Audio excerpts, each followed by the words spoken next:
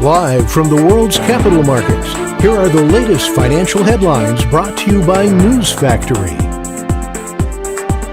Hello and welcome to Wednesday's financial news. Stay with us for more market headlines. The dollar got a slight bump of 0.1% against the yen in the last session.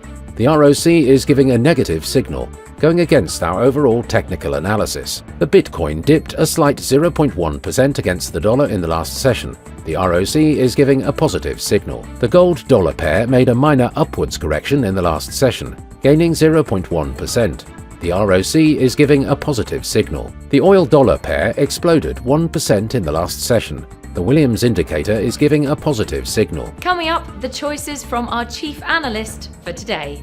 Saudi Arabia's crude oil exports fell to their lowest level in 28 months, as the world's largest oil exporter continued to cut production.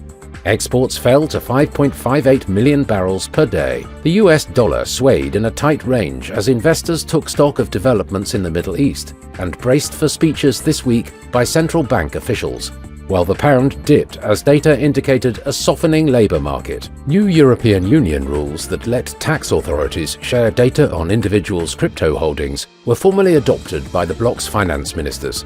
The document will now be published in the EU's official journal and enter into force 20 days later. Those were today's major economic events, and now moving on to world financial headlines.